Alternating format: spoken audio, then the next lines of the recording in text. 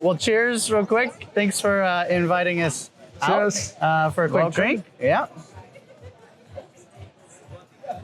This is Castle Lager. Okay. And this is the light version. Okay. All right. So they come with both, and they are one of the main sponsors of many sporting events in South Africa. Okay. Very, very old brand here. Yeah. Very popular. Well, what about yourself? Are you an old brand and very popular here as well? Or? I'm a very old brand, yes, of course. I've been 36 years in the business. Okay. Industry of global transport and trade ecosystem.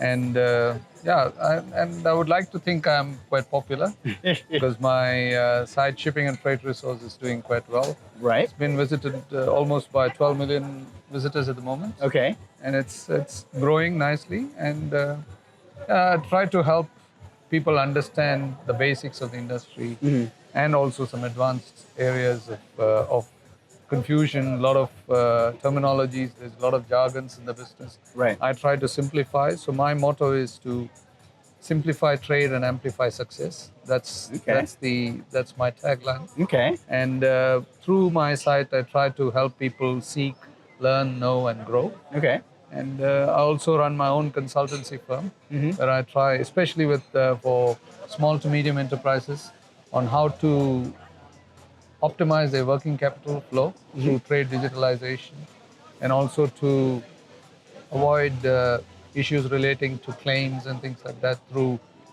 process audits and things like that. Yeah. Are you a native South African? You know, you've been here for a while, it seems. I'm originally from India. I left India in 1994. Okay. And I worked in Dubai for a little bit. Then I moved to Durban in South Africa and worked there for a few years, and also helped set up the office for my previous company in Mozambique. So I was there in and out for a few months. And then I moved to Joburg. So Joburg has been home since 2005. Okay. Yeah. But when I first met you was in Brussels some months ago. So I take it you get yourself out and about in the world and in the community, I guess, in supply chain.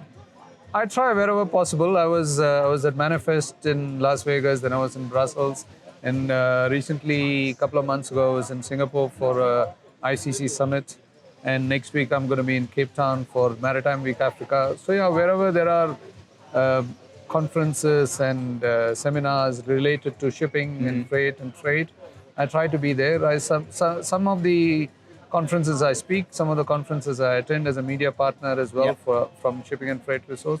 But a lot of things is just to network and get to understand what is happening, what is the latest things in the industry. So always to keep up with the times. I see. How long have I seem to be finding myself moving in this media space. How long have you kind of called the media home? So shipping and freight resource, I started as a knowledge sharing platform in 2008. Okay. So I've been writing for 18 years now. Okay, wow. But since last year, I've sort of converted it into a full-fledged media platform and online hub for the industry. Okay. Where people come to engage with different items from the industry, because our industry covers shipping, freight, logistics, supply chain, maritime, and trade, of course. Yeah. And I specialize sort of in trade digitalization at the moment, and I'm promoting that more through the media platform. Got it. I got it. Okay. I'm curious, on the shipping, we were spending some time in Durban yesterday, and we were out and we were kind of talking a little bit about the shipping industry there. And today, talking with DP World, we got to learn about that the local ports here in Durban and whatnot are kind of owned and operated by the government here, or kind of a combination.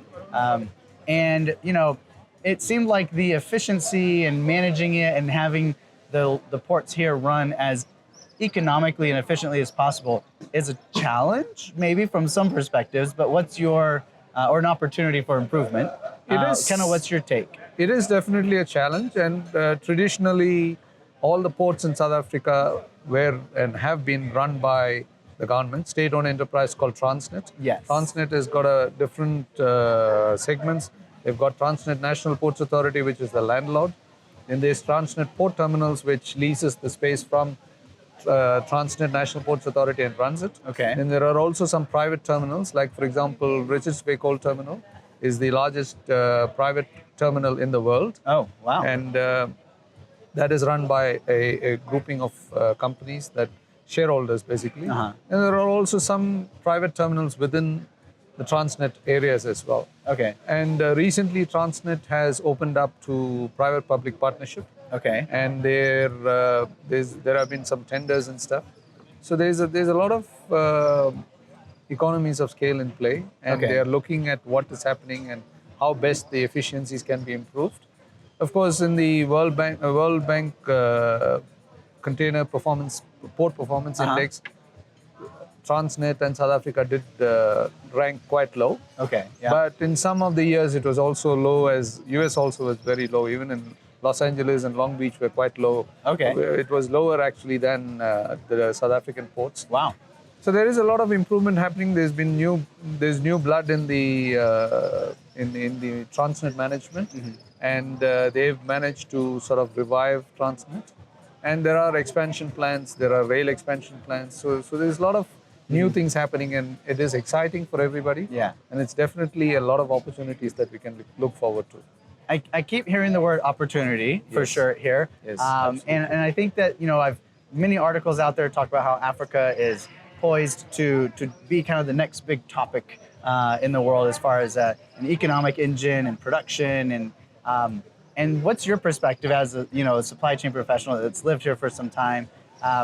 What do you see as like kind of where are things at today? The progress and kind of what's the next steps or what are the next opportunities? There's definitely, as we speak, when I say opportunities, it is also already happening because some of the world's largest ships have started calling Africa. Okay. South Africa especially also. Recently there was a MSC, one of the largest MSC ships called here for the first time. Okay. And there's a port called Kuka that was specifically developed for deeper drafts to handle the bigger ships.